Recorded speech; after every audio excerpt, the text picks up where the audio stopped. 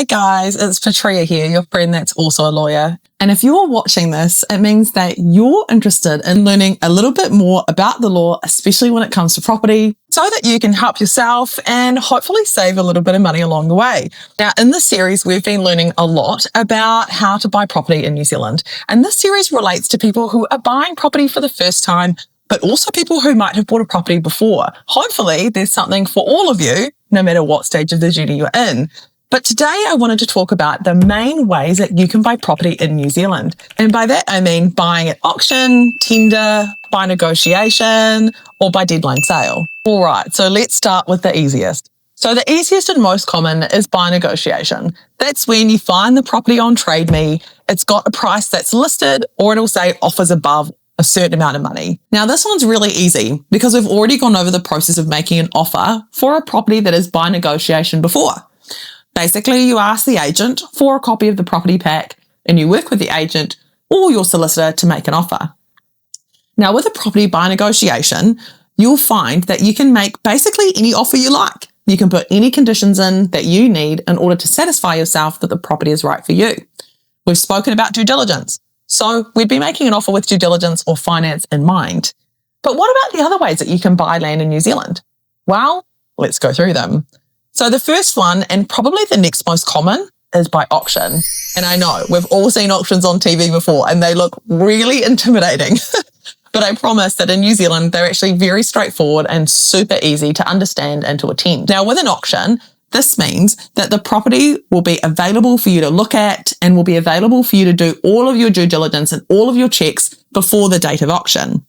So what you need to do is you go along to the property and have a look. Make sure that you speak to the agent with respect to price expectations, because you need to know whether this property is going to shoot off into the galaxy in terms of pricing, or whether the price is going to be something that you can manage. Now, the thing about auctions is you do need to do all of your due diligence up front. And usually the seller and the agent are really keen to help you with that. So you'll find they often have things like LIM reports or building reports available for you to view without having to get your own. But that's not always the case. So you do need to make sure if there isn't a LIM report or there isn't a builder's report and you want one, that you get that before the date of auction.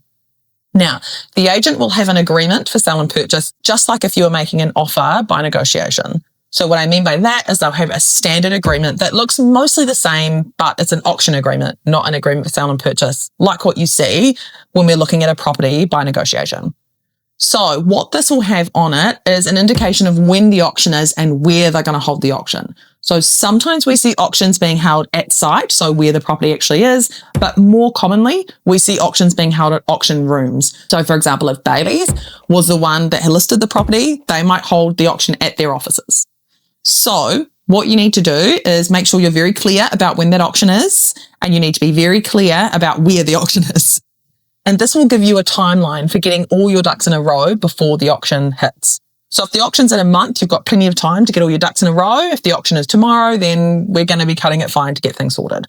So what you need to do is send that auction pack to your solicitor straight away. What your solicitor will do is they're going to look at the title, they're going to look at the agreement to make sure that they haven't inserted any conditions in there which are a bit funky. They'll look at the LIM and they'll look at anything else that you ask them to. Now, I've told you before, a solicitor is not going to look at your builder's report as if they were a builder, and they're not going to look at any other specialist report as if they were that specialist. That's for you to check and for you to talk to that specialist about. But your solicitor can certainly talk it over with you and they will keep it on file for you. So if you do win it and then you go to sell it in the future, they've got a copy on your file that they can get for you. Anyway, the biggest thing with auctions is finance. You need to make sure that your finance is all in order. You need to have a pre-approval, because if we get to the auction day and the fall of the hammer goes your way, so you've won it, you need to pay the deposit on the spot. And if you don't have access to paying that deposit, that's kind of a problem. Now, with making a bid at auction, usually you can't insert any conditions. So that means we can't say, for example, if I win at auction, I want to have a finance condition. That's not how that works. But you can ask for certain things to be changed with respect to the auction agreement. So for example, if the settlement date doesn't work for you, or if you want to pay less of a deposit, or if you're using KiwiSaver for a deposit, you need to tell the agent, because they can look at drafting up a side agreement for you with the vendor, which basically means the vendor agrees if you win the property, then your conditions apply. So it might be that they, for example, have the 1st of May as the settlement date, but if you win it, you need it to be the 20th of May because perhaps you're moving out of a rental. It basically means if anyone else wins the property, it's going to settle on the 1st of May, but they've agreed that if you win the property, then it will settle on the 20th of May. So you sign that in advance. Same with deposits and things like that. So if you only have 5% deposit available, you can amend it to be a 5% deposit if you win it, and the vendor agrees, obviously. Or if you've got KiwiSaver and you're using KiwiSaver for your deposit, when you use KiwiSaver, technically speaking, the vendor has to hold on to that, or your solicitor needs to hold on to that until settlement. So they can't use that to buy another property. That can be a problem for some vendors. So making sure that they agree with you and that they're fine with that before you go to auction is really important. So they'll sign that side agreement, which has clauses in it around how we're going to deal with KiwiSaver. On the basis that you've either signed the side agreement or you don't need one, then we look at the auction day. The auction day is the best day. It's fun, but it's also really stressful. It's probably more fun for me hearing about it, to be fair. Now, you can either attend in person or you can attend virtually or on the phone. But if you're going to attend virtually or on the phone, you need to make sure you tell the agent in advance because you'll need to fill out a bidder's form. Even if you attend in person, you also need to fill out a bidder's form, but that's a little bit easier when you're there. Now, I always recommend turning up a little bit early to the auction so that you can watch a couple of the lots ahead of yours. It just means that you get a feel for how the auctioneer speaks and you get a feel for how the whole process works. But otherwise, it's just like how you see on TV. You raise your hand when you want to make a bid. And if yours is the highest bid, then you win the property. Now, there are some situations where even if you're the highest bid, you don't win the property. That is more commonly where you haven't met the reserve. So they'll set a reserve with the agent and they're not going to agree to come down to your offer, or they've made a seller's bid. So sometimes they can make vendors' bids or sellers' bids to try and get up to that reserve. And so if they're only getting to the seller's bid and you're only a scratch over or you're not over or something like that, or we don't hit reserve, then yeah, the property might not sell at auction. Then what can happen is you can enter into negotiations after the auction. It becomes a little bit more like a purchase by negotiation.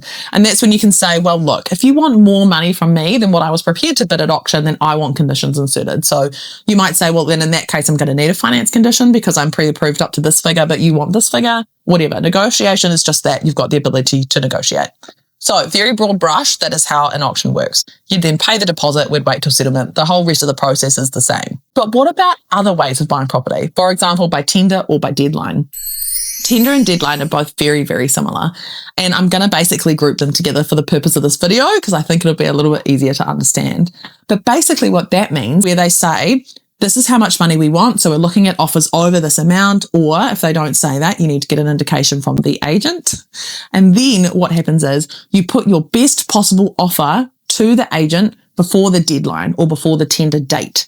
So this means that the agent is going to collect all of the offers from all of the potential purchasers, and then they present those offers to the vendor at once. Now, the good thing about this is that it is a little bit less stressful than an auction, and you can insert conditions. So you can have stuff like finance conditions and due diligence conditions. The thing that's a little bit tricky is that obviously you need to put your best possible offer forward, because if you don't put a good offer forward, then the vendor might not even look at your offer. And then you're not going to get the property, right? So we need to make sure your offer looks really palatable for the vendor so that they're either going to negotiate with you over any other potential purchaser or they just accept your offer outright. Ways that you can make your offer look really palatable is by having less conditions or by having those conditions run for a really short amount of time. So for example, if you need finance and builders reports, having those run for 5 days instead of 10 days, if that's possible for you, it's going to look a lot better than having those same two conditions but having them run for 20 days or 30 days or something like that.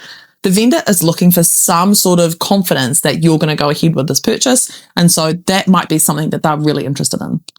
The other really good thing to do in this situation is have a talk to the agent and understand the vendor's why. Sometimes we find that vendors have very specific whys. For example, they might be moving into a retirement village or they might be moving away completely. So if you say to them, hey, look, we might be offering a little bit less money, but we're really flexible with your move out date, then that might mean more to them by having a higher purchase price at the end of the day. So it's really important to understand what would make the offer look palatable to them. Now, in this situation, they can still negotiate with you, but it depends on whether or not your offer looks good as to whether they're going to negotiate with you. So some people like to do their due diligence ahead of time. So they might like to get a builder's report done. They might like to get the LIM report ahead of time and do all of that due diligence ahead so their offer is really tight when they put that to the vendor. The downside with this, which is just the same as an auction, obviously, is that you might spend a lot of money on this property, doing all of this due diligence, only to not win the property at auction or at tender or deadline. And that can be a real problem, but it's a trade-off, right? Sometimes it's better to give it a go and give it a crack than not at all, and you just need to make that decision yourself. So anyway, those are the main ways that you can buy land in New Zealand. There are a couple of other things that come into play. For example, some of you might have been in a situation where you have a multi-offer situation. Now, a multi-offer situation is different to a tender or a deadline. This is when a property is up for negotiation and 2 or 3 more people go ahead and make an offer at the same time or very close to the same time. You can see when an agent is going to do this because you might be trying to make an offer and they are delaying you. Now, this is tactical from an agent because it's better for them to have 2 or 3 people all trying to make an offer at the same time, obviously, than just having you. And the reason for that is they hope that they can get the purchase price to go up a little bit. A multi-offer is where you need to sign a form that confirms that you understand you're in a multi, and technically speaking, you're not supposed to be able to negotiate. So this is a situation where you have to make your best possible offer and you can only make it once. This means that you need to be offering the most money you can and that you're prepared to offer for the property with the best conditions that you can put in, because you are not supposed to be able to negotiate. And the reason that we don't allow negotiations in a multi-offer situation is because we're trying to avoid what's called a silent auction. So we are trying not to play each purchaser off against each other by kind of having like a silent auction situation where we're saying, well, you know, this guy has said they're going to pay 600K, so maybe you should be offering 650 and all the rest of it. What we're trying to say is everyone gets one shot. We all put their best foot forward, and then the vendor is going to go ahead, look at all the offers at the same time, and then just accept one. They have to accept it as it is. They can't then go and negotiate, okay? There is a little bit of chat as to whether or not they can go ahead and negotiate with that one person, but technically speaking, they're meant to just accept the offer exactly as it is. It doesn't mean that you can't be a backup. So backup offers are where a property is already under offer. And if it's already under offer, but it is still conditional, you can come on board as a backup offer. And a backup offer basically says, if that person that's got an offer on this property does not proceed with the purchase, then we will. So it works the same way. You still make an offer exactly as if there was nobody ahead of you. And you say, I've got finance, builders, whatever, due diligence, however you want to put it. You offer your money, and then you can still negotiate with the vendor around how much money you're offering and what your timeline looks like. And then you just sit behind the other offer. Now, the interesting thing about putting in a backup is that the person who is selling can't give any extensions to the person who is ahead of you in the queue. So if they have finance of 10 working days, they get to the 9th day and they say, oh my gosh, I can't do this. Can I have an extra 5 days because we haven't heard from my bank? They have to say no. That offer falls over, and then you are the next cab off the rank. So it is a good way to do things if you're looking at a multi, or if you're looking at a property that perhaps is already under offer. All is not lost. You can still make a backup offer for sure. Anyway, those are the main ways that you can buy land in New Zealand, and hopefully that has demystified the whole situation a little bit for you. If you have any questions, make sure you drop a comment. And if you want to learn a little bit more about purchasing land in New Zealand and just about the law in general, make sure that you hit subscribe, because I share videos as often as possible to try and help you help yourself in law and save a little bit of money while you're doing it. Anyway, until next time, my lovelies, bye.